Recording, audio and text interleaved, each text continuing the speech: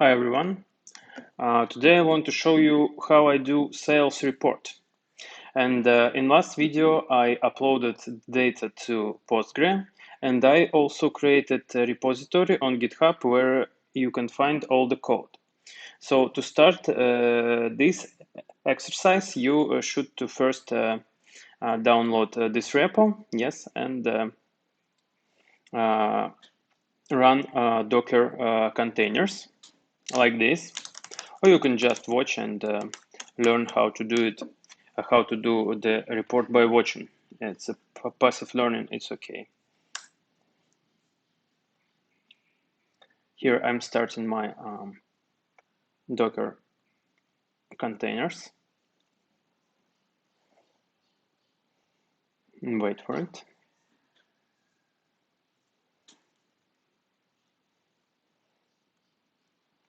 Okay, open the Jupyter. And to have the data in your database, yes, at first you should run this notebook where I'm uploading that retail data. So now we begin to do a sales report. That's probably would be your first task as a data analyst anywhere. Python 3, of course. We're working in Python. And I usually start with copy pasting some code from my examples notebook where I have a cell with all necessary imports. You can do it too like that. Here it is. See? Here I connected to the database and created a wrapper function, which is just wraps up pandas read SQL, which kind of saves me a little bit of typing. That's it. So SQL, I will show you the data. Select from, I call the table sales, limit 10, and select SQL. See, that's the table. And to get the feeling of the data, let's Google a couple of items here. What this retail store actually sells? I don't know. So it's some item of decor, I believe. And see, babushka, it's a Russian word for a grandma. So let's see what it is. Oh, of course, that's matryoshka kind of. Okay, let's call it babushka. So that store sells some decoration items for kind of, I don't know, for some maybe holidays.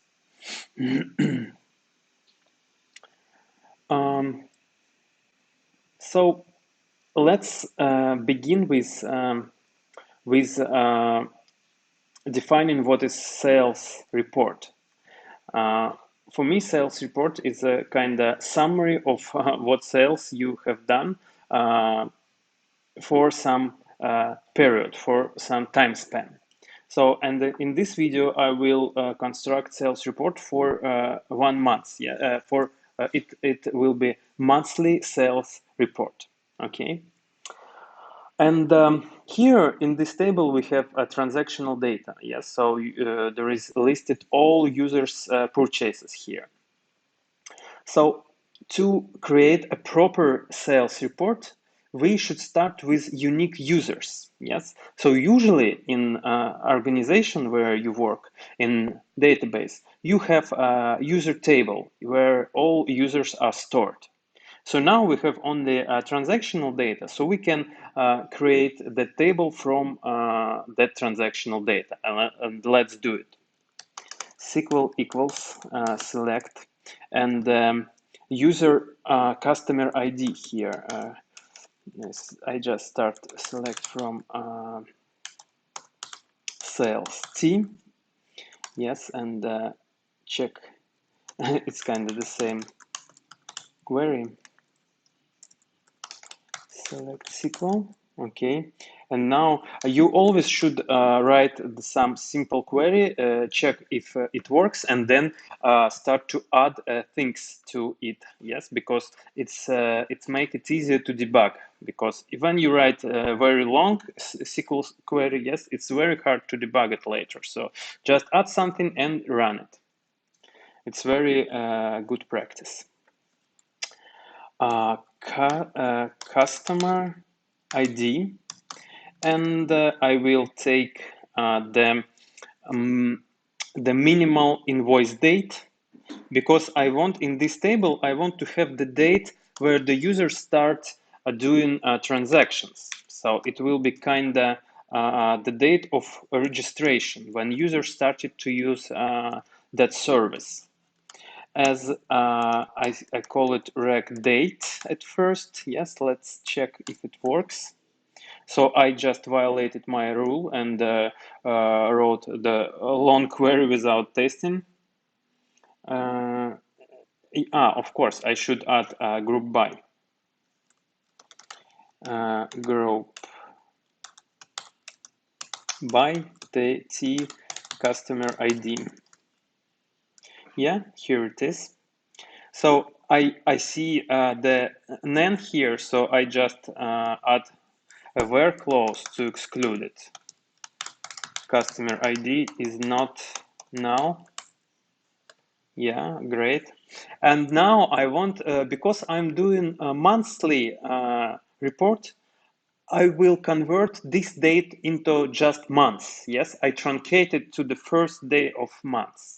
So to do it, just use date trunc months like this. Yeah, and I need an extra brace, and I will rename it to the reg months. Okay, and actually, this is a very convenient way to store months information, because I see a lot then people just store the number of months, yes, like 7, 11, 1, etc. Yes, but when I do it with year and in a date format, it's very convenient then to write later SQL queries to that table. And now I will create that table in my database to be able to make queries to it, yes, and not using the subquery. Because I like to create even small tables, because your code becomes readable when you create tables. Because when you use a lot of subqueries, yes, it's very hard to debug after, even for you, the author of code. So create table. I call it users because the user, the single, yes, it's reserved for some Postgre service table, yes. But I like the convention when you name tables with singular form, yes, because it's kind of annoying to type that s at the end of the word, yes, and you can get errors. But I'm not very strict about that convention, yes, so it's okay to sometimes for me to have some plural forms, okay. And I should delete the limit here. And now for create table, I use not my select function, but I use the cursor, which I created here in the beginning. Cursor allows me to create stuff in the database. Execute SQL. It worked. And now I just check. Select from users T, and I will check count. So how many unique users do I have? Count. See, it's about 4,000. And Okay, now I have the table, and just to show you, yes, if you just want to add some fields here, yes, you may want to recreate the table. And if I just try to run it again, yes, I get an error that relation users already exists. So before that, I should drop that table, and it's very convenient to write it the drop, right drop right here. Drop table if exists users, if exist, yes, that's it. So now I can recreate it as when I want, you know. Okay, so the second step, yes, is to plan how the report will be built. So when I create monthly report, I want to have all months in my data. So the most robust way to do it is to generate all possible dates for your report. Yes, not kind of infer it from the data. Yes, to take them from data, because I can just write group by, yes, and find the months my users buy stuff. But it's more reliable to generate the data, so you make sure you haven't missed any months, or if you're creating the report for kind of day or hour, yes, so you have all hours listed in your table. So to do this, I use the table which I usually create in my databases, and it's always is included. So it has all possible dates in it. So in my case, I call it date. Yes, date. I will show you limit 10 and select SQL and see how it looks like. It has all possible dates starting from some past. Yes, here it's 70s, and it continues to some near future, kind of like 2050, I believe, or something like that. And it has all dates here, and also it has all information about all date. So for any given date, you can easily find the day, the name of the day, the day of the week, the day of a month, the first day of month. Yes, usually you try to get this information using some inbuilt functions in Python or in SQL in this case, yes, and the code looks very ugly when you try to do this. So if you have that table, you can uh, very quickly, yes, make join by date and find all information you need. And also it is convenient to kind of take to generate a calendar, yes, as I will do now. So let's start. And by the way, the table is created in my repository when it is uh, start for the first time. So in a Docker folder, there is a file called initdb.sql, and in it you can see the creating of the table. And I find it somewhere in internet, yes, and it's a kind of it's a post on Medium. Yes, you can see that it's just someone showing how to create that calendar. Yes, it's a very useful table. By the way, I should put a clap here because it's very good stuff, very useful. Um, okay, now I want to generate the interval of months which will serve me as a calendar, as a base for my report. SQL select T first day of month from the date T, and let's check if this column exists. Yes, it is here. And to just take the dates I need, yes, I have to calculate the min and max date here. So I will just rewrite that query here like this. See, I will delete this and select min date. For example, min date.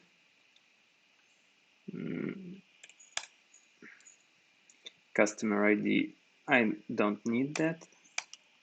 And I don't even need this because I just select SQL. Yeah, see, the minimal date here is December of 2010. So, and in this case, I can use subquery, yes? So I just do it like this, where T, and look, the date actual between, and now I will put it here like this, and again, and yes, and here I just put max. And now I can delete the limit because now it's not gonna be huge. So something went wrong. Select what's from sales T because I forgot to include it into brackets. So it's just subquery. And see, I got the whole year kinda here of the dates, and they are repeats here. They are repeats. So I want unique dates, distinct. And see, here I have my table. Yes, my base, all dates, all possible months between the minimal and maximal dates from my data. So that's the table for start constructing a report, and I can delete this. So, and the next thing I will do, I will create the table where each user have each possible month. So here, yes, I have 4,000 users, and I will create like cross join. Yes, so here I have 13 rows. So I just check how many numbers do I get after that cross join. So at max, it will be 56,000. So why do I say at max? Because I don't want to have user for user months before his registration date. Yes, as I created in this table. Remember, so for user I don't want to have dates before that date because it doesn't make sense to store it. Okay, and let's create the table. SQL select from user. Limit 10, check from you from users. Okay, from users, yes, that's the table. And now I will join that that calendar table. Yes, and in this case I also can use it as a subquery because it's small and understandable. Left, just join like this. And now I give it an ls as C, and the only condition here is to t reg months, and inside that query I call the first day of month just months to save me some typing again. Months, yes, reg months more or equal t months, more or equal C months. So that should do what I want.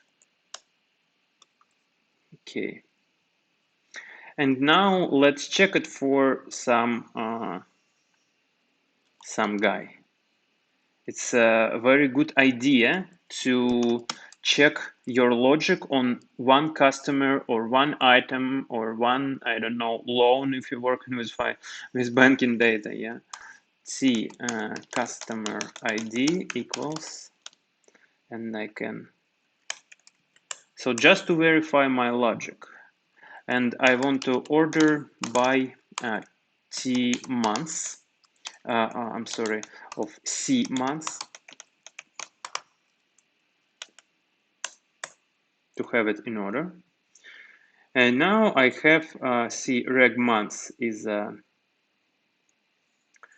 reg months is 2000.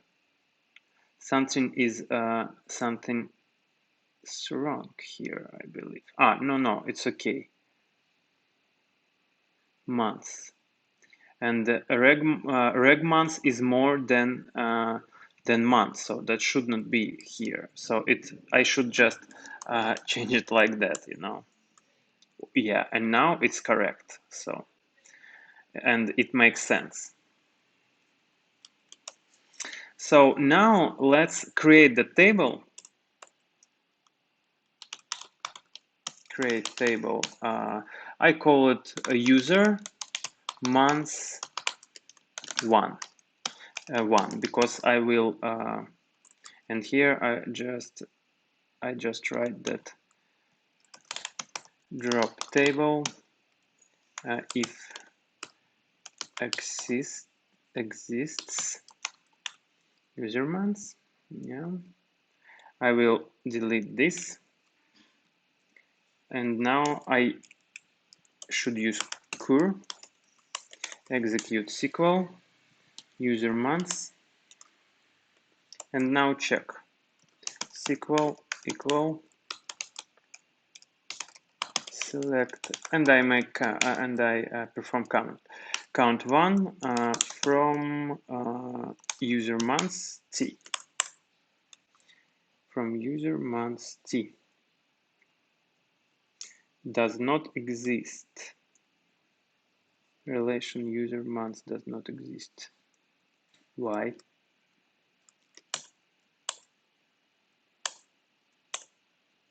Yeah, now it create it. I just checking if I have after commit equals to true here, because if you don't have that that line, you have to commit the creation and dropping of your tables. So, and now and see this number is less than this. That's because I trimmed the data, the not necessary data, yes, kind of the past of a customer when then I know nothing about him or her. And select limit 10. So just check if the table looks correct. Yeah, it's okay. And now I can use that table to join sales data here. Yes, and in real real organizations, I have more than just transactional data. Yes, I have, for example, visits to the site. Yes, or I don't know, some registration data, or some I don't know, the payment data. Yes, if customer can buy some credits inside your service. Yes, and I will join them that data on that table just using left joins, and I will add columns here. But in this case I have only transactional data. Yeah, so I will join it. But before join the data, the good practice is to aggregate it by month, because here I have just transactions which are, could be even a different time. Yes, so I'm doing the monthly report, so I don't need that details. I want to just find the how many purchases each customer did each month. Yes, I don't even care about the items. Yes, so I will create that aggregation. SQL equal select from select from sales T limit 10 select SQL. Yeah, and now I will start it. I will start with like this, and I will call it not min here, yes, but just, and I will call it month here because I want to easily join it after. And for example, I count the rows each month, and I call it because it's transactions. Yes, I can call it transaction or just trans CNT. Yeah, and don't forget to add the group by clause.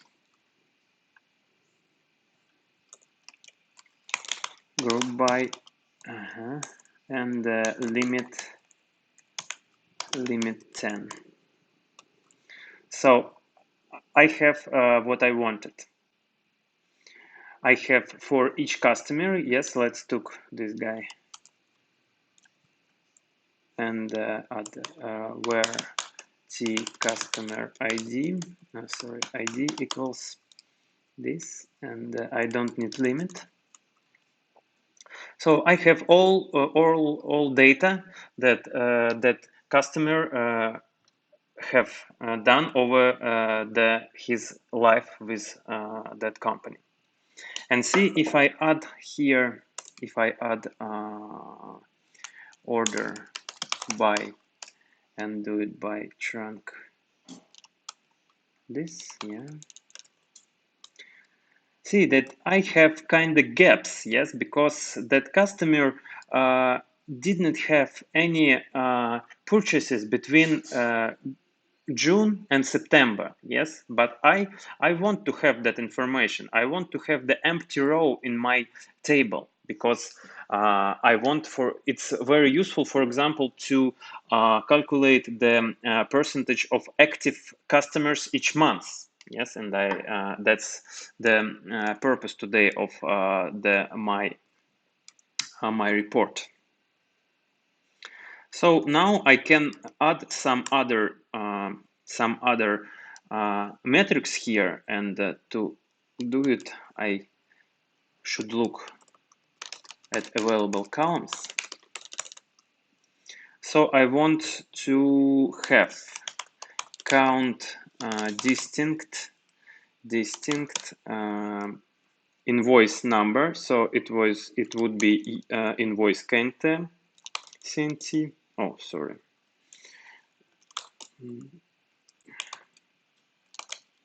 Invoice no as invoice CNT.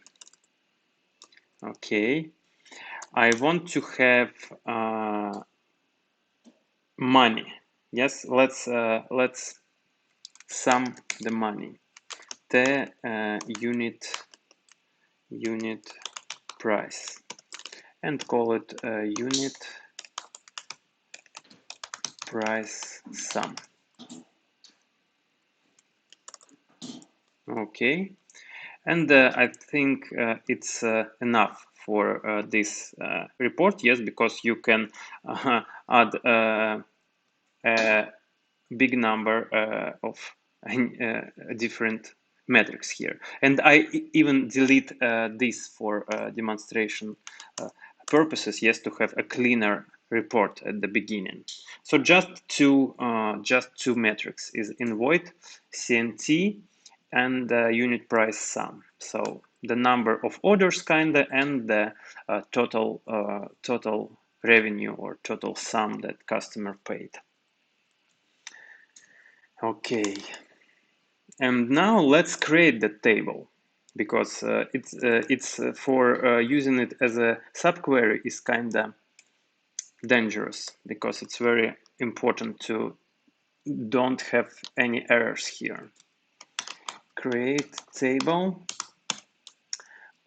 sales, I will call it sales months ag from aggregate, because it's aggregated by months, and drop table if exists. And you know what, you can just comment it here like that, because later you may want to debug it again to check your logic when you add a different metrics. Cur execute SQL. Okay, and check it. SQL equals from, and I have it here. And don't forget the limit. Yeah, here it is. That's what I wanted. And now I can create. I can join that table to the users table, yeah, to users with months table, to my kind of calendar, yes, to this table. So I take it here. Limit. Oh, sorry. Left join sales months ag, and I will call it s like sales. Here I will have all columns from the first table. Okay, and here the condition on t customer ID equals s customer ID, and t months equals as months. You see how convenient to have the similar names and that kind of tables. So you can easily join them, and you understand what's going on. So if you have multiple data sources, yes. So for example, visits to your site, yes, you can connect it with the second left join, and because that table is aggregated by months, we don't have to worry about using aggregate functions here, and we don't have to worry about the duplicates, yes, because it's a one-to-one kind of connection, yes. For this table has only one row for 1 month, yes, so that's the unique key in this table, so we don't get any duplicates when joining the tables like that. It's very, very convenient. And for starters, I will take all rows from that table too. SQL, select SQL. So you see the long, perhaps you mean T months, and I just made a typo. Okay. Now that's what I want, and now I want to get rid from duplicate columns here. So from the S table, I will get only invoice CNT and S unit price sum. Yeah, perfect. So that's the table, yes, which is very convenient to look at, and I will create it and show you what you can do with it next. Create table sales months, because it's a final table, months as, and I copy it to put here. Drop table if exists. And I delete limit already. Okay. cur execute SQL worked, and SQL equal select from sales month T limit 10. It's just a check-in. Yeah, good. And now let's take some random guy.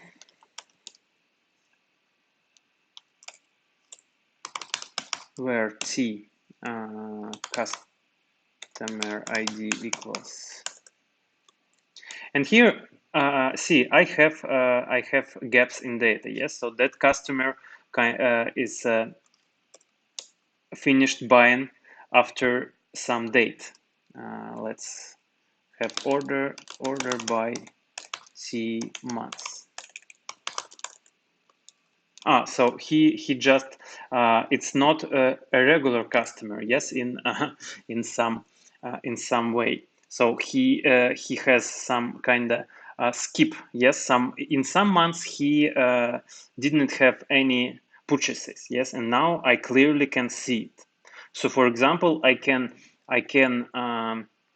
think that in this month he was not active. Yes, so that's my that's the customer I call inactive. If you don't have purchases on a given month, you are inactive customer.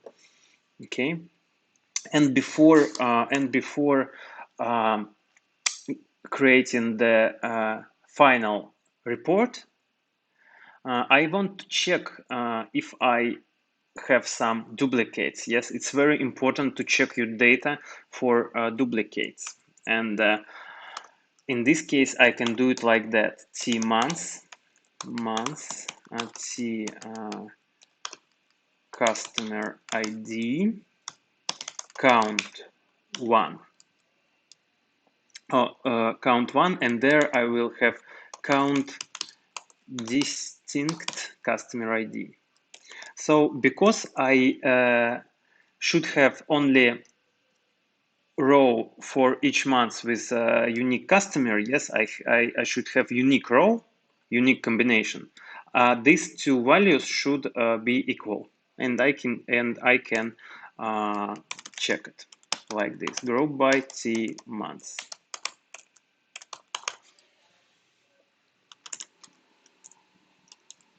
And see, I just can do it with my eyes. Yes, I can see that all that I have no duplicates. But if you want, yes, you can write some kind of test, and it could be useful writing regular SQL reports. Yes, to incorporate some tests in your Python code to protect you from making stupid mistakes with duplicates.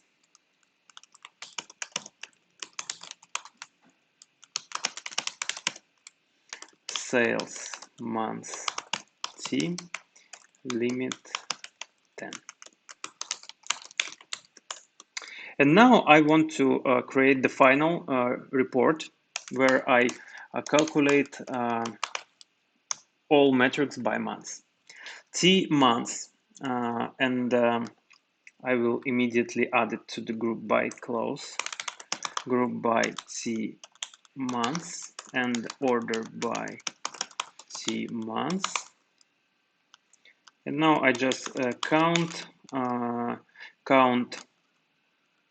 one, and you know what, now I recreate the table, because usually it's very convenient to have the column with just constant of 1 to use the same aggregate function.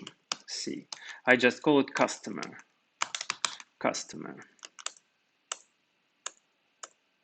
Yeah, and now I will use it like this: sum the customer as customer. Just call it like that.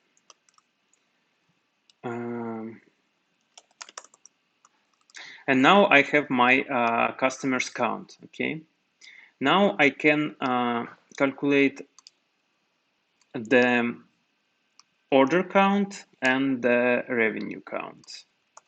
Sum, I think. Sum T invoice CNT as invoice. Okay. And sum unit price, yeah, unit price sum as, let's call it revenue. Yeah. And now the interesting thing, I can calculate the percentage of active customers. So I do it like that. Case when I can even add it to that table here. Yes, another metric. Case when as invoice CNT more than one, more than 0 means the customer has at least one order.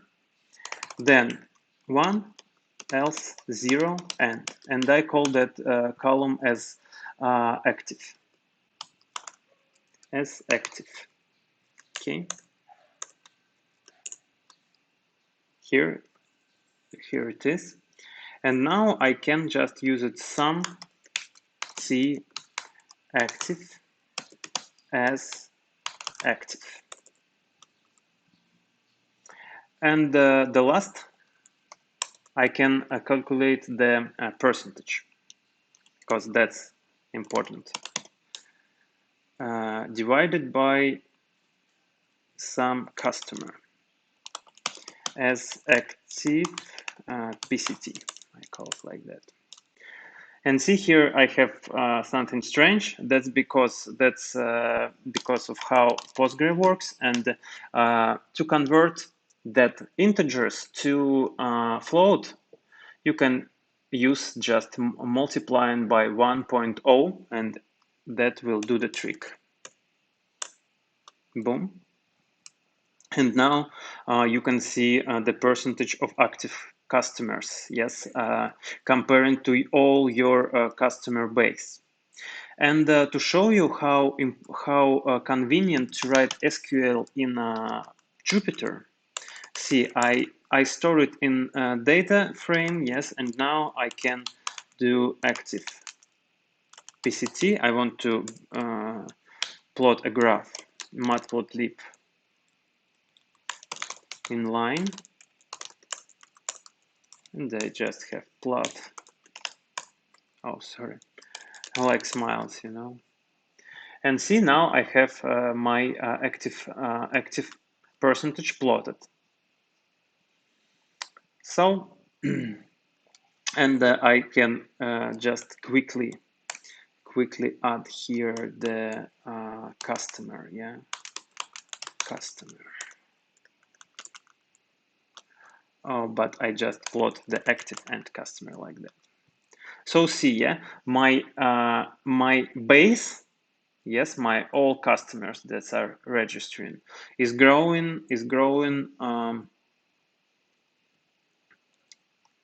linearly, yes. So that's maybe not a very good sign. And here I can see. So we built that report to make some analytics, yes. So let's do it. And I can see that my active percentage, yes, the proportion of active customers are not growing. And only in November, I think, yes, there is a kind of peak of purchases. And because we have looked at that data, yes, and we Googled what stuff the stuff they are selling, yes, we can see that it's probably some gifts for Christmas or some decorations for Christmas. So we have the peak before Christmas. Okay. So now you know how to create the sales report, the monthly sales report, with very robust and convenient and understandable way. So that's it. I will add the code to repository and to description. Bye bye. Have fun.